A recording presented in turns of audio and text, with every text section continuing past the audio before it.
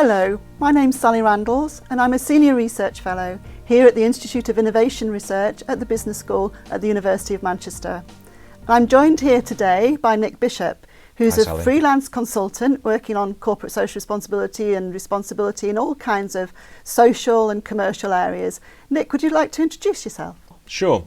Well, I've been working for myself for 10 years, and the name of my business is Nick Bishop Solutions. 10 years ago, I left the Bank of Scotland, where I had quite a senior role managing a large team at one point of up to 200, 250 people. But I lost my job, I got made redundant, and it gave me that chance to think about what I really wanted to do. And I stopped enjoying working at the bank, if the truth be known. I was probably not brave enough to leave off my own back. It's a big decision to make, but redundancy gave me that chance. And what I loved doing was managing people, working with people, inspiring people, motivating people. And that gave me the chance to work on my own and set up Nick Bishop Solutions. That's my name now. I had a limited company for 8 years, but I changed to be a one-man band simply because of strategic relationships I ended up making with third parties through networks, and it allows me now to have more of a portfolio career. So some of the bigger contracts I've run, 100 days with the National Health Service in terms of leadership development, close to 2 years in Botswana with the government developing a major outsourced project. But what I've enjoyed particularly, apart from the odd days here and there, is connecting my relationships in sports, which I'm passionate about. I'm a very passionate club runner, and business. So, for example, I reconnected with a guy called Dave Turnbull probably 2 or 3 years ago, and I used to run against Dave Turnbull in the 1970s. He's now coaching elite athletes, and we had a conversation. And through that, I did a workshop with England Athletics. Now, Dave also has a relationship with a guy called Barry Fudge, who is Mo Farah's physiologist. And it gave me a chance to be trackside with Barry when he's doing blood tests, VO2 max testing with athletes. And again, just through relationships that I've known, my opportunity is not just through business, but through sport as well. I've had the opportunity to work in professional football for a short time as well, understanding and demonstrating that the people skills to manage in football are no different to business and vice versa. So another example, the England Athletics workshop was very much around how coaches coach. I wasn't there to tell them how a coach an athlete, but I'm there to tell them how a coach gets a message through to people very succinctly in a way they understand and want to go and deliver something. I've done some smaller amounts of refereeing in amateur football, but again through that I met a guy who was a Premiership linesman and ended up being a linesman at the Cup final in Wembley. But he came in to deliver a talk for me to workshop. But the kind of connections through business, through sport, has all gave me opportunity to have almost like a portfolio career through strategic alliances. And it led me to writing my ebook, which is on my website, Nick Bishop Solutions, called My Best Version of Me. And it's a collection of short stories, and they're very realistic about examples I've seen in life that people can relate to. And often we think, yes, I should do more of that. So a lot of what I do is about speaking at events, about facilitating workshops, about making people realise that if they really want to do something, they have that opportunity. But too often we pass the opportunity and let it go by. And you've done a lot on leadership and motivation. How does that connect with the kind of social responsibilities and the commercial responsibilities that the business brings together? Well, one piece of work I did was with a company called Ants Junction. They're part of the Greater Manchester Chamber of Commerce, and Ants' model is to grow and give back. So they look for companies to grow sustainably and ethically. And what I did with Ants was bring together businesses, and 2 of the ones that I worked with were BT and the Marriott Group of hotels.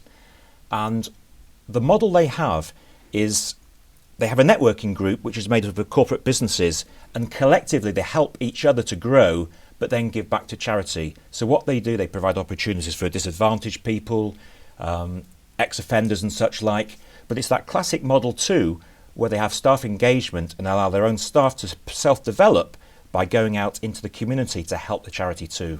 And can you think of any other business models or examples or illustrations of how you relationship build and bring these networks together? Well, very much so. So through my running and athletics, I'm very heavily involved in the Wilmslow Half Marathon.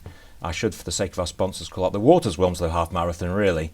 But that's the point. We have a major sponsor in Waters, big global company.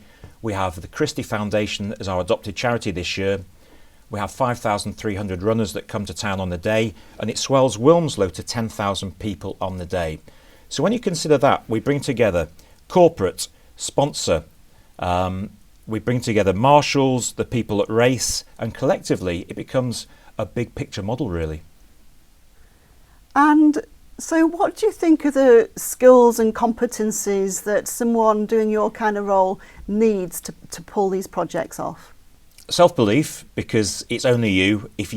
It'll soon come through if you don't believe in yourself. Drive and ambition, an eye for opportunity as well, because I am not Marks and Spencer's brand, so I have to go out and look for opportunities myself, and they manifest themselves in many ways, through conversation, through meeting, through the media. You'll find out about things that are happening too. I think the speed of flexibility to turn things around as well, and a good example of that, I was asked to tender for some work in Islamabad in Pakistan recently, and I had to turn that around in 3 or 4 hours, which was doable because I had some existing content, so it's kind of just adopting and changing. But had I been a big corporate, it would have been far, far more difficult. It could have taken days or even weeks, knowing some corporates where it's a team that has to meet and put something together. So speed to change, and I think strong interpersonal skills, because you've got to get your USP across to people very quickly in a way they understand and they buy into you. Nick, that's really interesting. So for the people watching this interview that might be wanting to get into the kind of role that you've been doing for the last 10 years, what do you think they should be doing to develop those relationships or to create the business models that you're talking about? I think one of the things is be aware of the people around you that you know, because everyone will know someone, and it's amazing what help you'll get if you actually ask. People like to help, basically, and a lot of people are almost afraid of asking for help from other people. I think that's one point. Another point is don't underestimate the knowledge that you have. People sometimes are very dismissive of what they've actually got, what they've learned, what they've put together up here. And it's something that's very saleable if they have the right commodity. And in terms of belief, an example I would give you, I went to the workshop with a school, and it was about belief and self-confidence. And the teacher said to me that the little girl at the back wouldn't be particularly good that day. She was slow. She was certainly the weakest member of the class.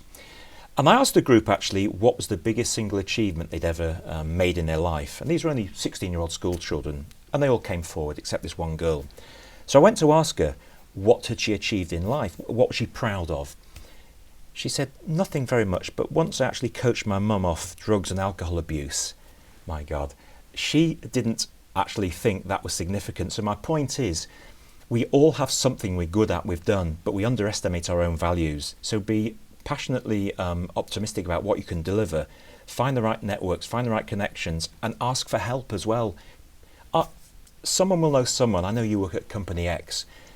Is there any way you could perhaps give me a chance to speak to someone? Ask them, because growing that network will be fundamental to your business.